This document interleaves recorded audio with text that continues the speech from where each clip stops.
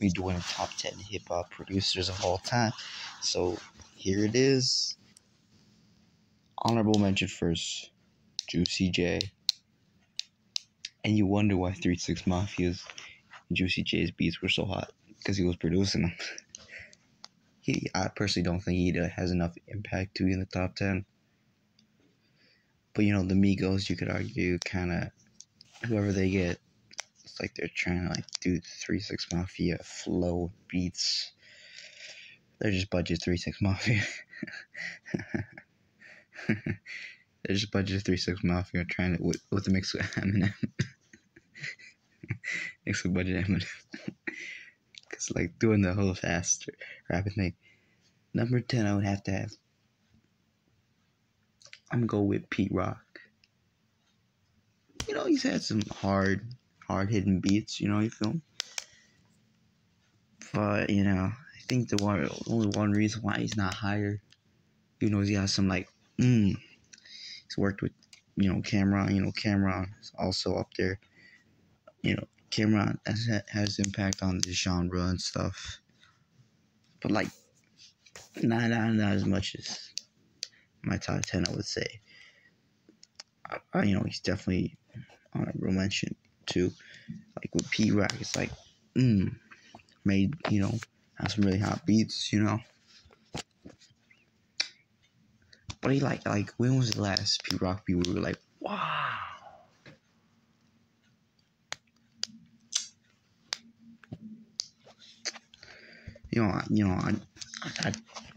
I like everybody. I got number 9, Dr. Dre. Hey yo. I like the whole G-Funk thing. You know, it kind of brings that. It's kind of like ooh. It's a nice little funk to his beats. You know.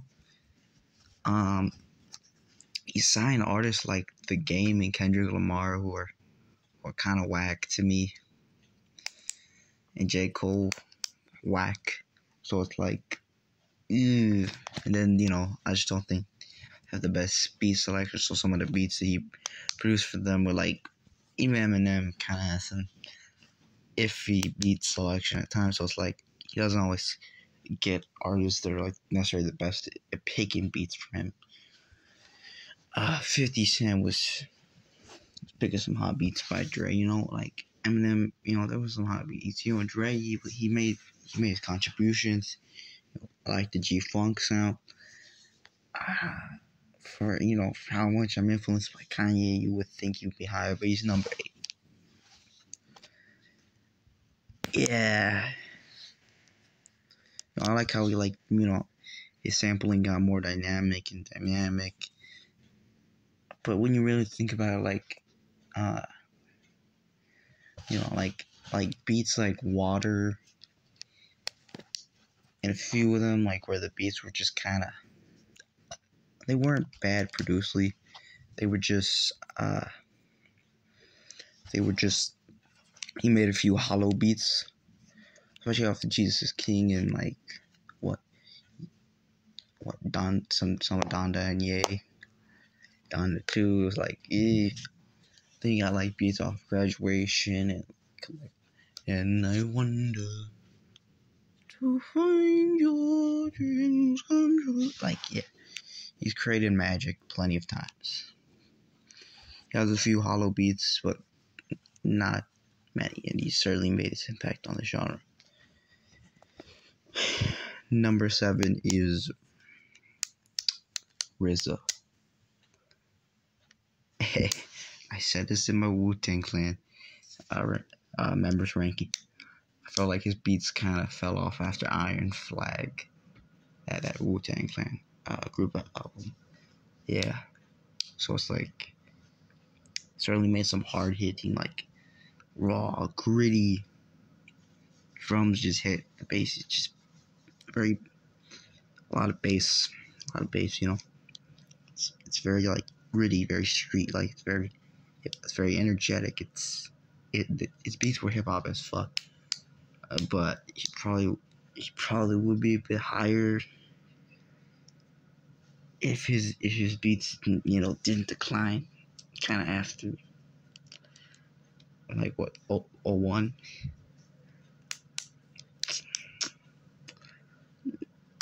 Number 6, I got like who? I got Rick Rubin.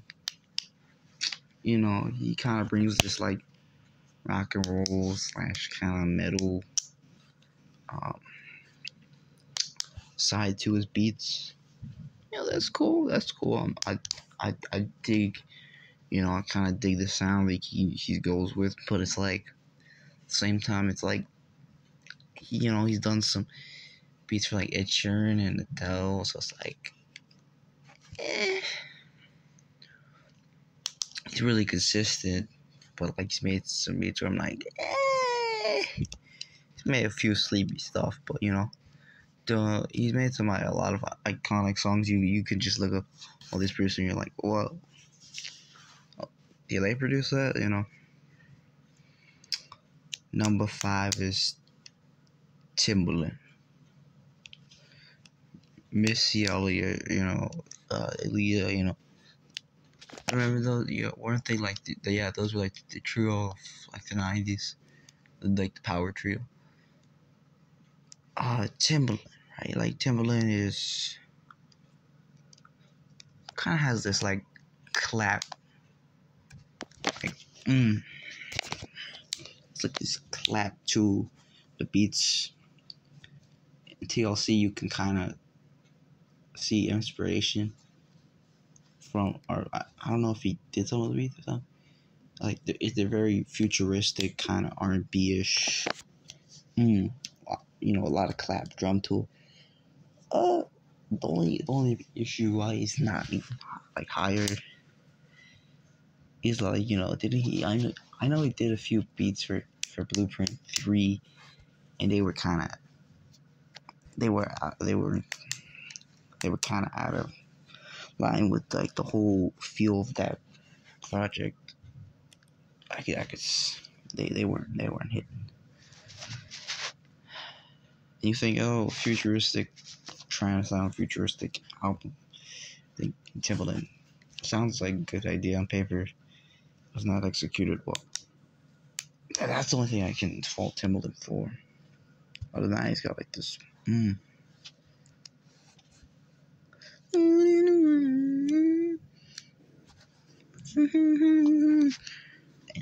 I think yeah. I think Aaliyah's best album is One in a Million. Like I think, yeah, Timbaland produced a lot of that, and it was like, and then self-titled, you know, the best tracks were produced by Timbaland, so it's like it. That's just my opinion. Then I would next, I'll probably say number 4, Pharrell. You put Jay-Z and Pharrell, you know, you have Pharrell. You have Jay-Z song produced by Pharrell, you know it's gonna be a banger. You know, Pharrell's just like, he might not be that great of a singer. Not Pharrell's not a great singer, but his production, the way he uses samples, everything is like, The only way I can fault this man,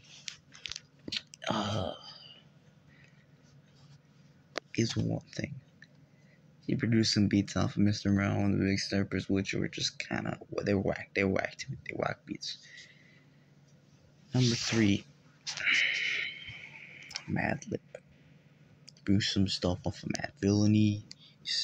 I think he produced No More Parties in LA. Yeah, he's produced some classic songs, I would say. Madlib, yep. I could include, you know, another honorable mention is MF Doom is kind of like this.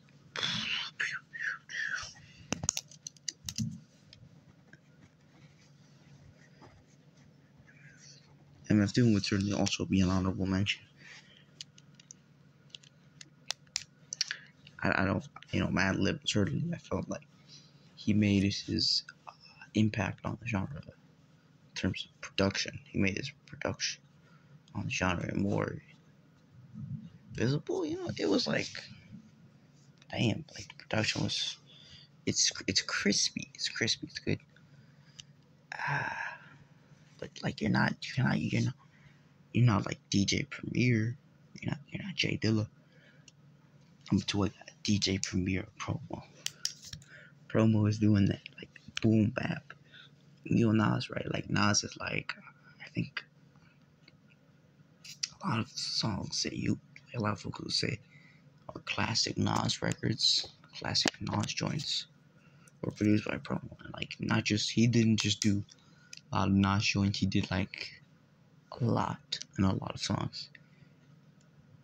And Promo never misses. He got like that boom bap, raw, gritty, You know, you feel me? Number one for my taste is like, what? Number one, I gotta go with Jay Dilla. Raw, gritty. Yeah, also, it's also got Donuts. Classic record. What else? Where he uses samples, where he influenced like all these like soul sample based producers is crazy. He does that soul sample, but it's like stuff, and it's just like, it's got like this. It's very gritty. You know, it's very gritty, kind of like 90s. Ooh, DJ Premier, like Nas type, Wu-Tang type beats that are like with some soulfulness to them. It's like, whoa, that soulfulness and that grittiness. It's like, damn, I just love them. I just love that beat. I just love those beats. Peter J. Dilla, you know, that's my number one. Comment down your list, comments below.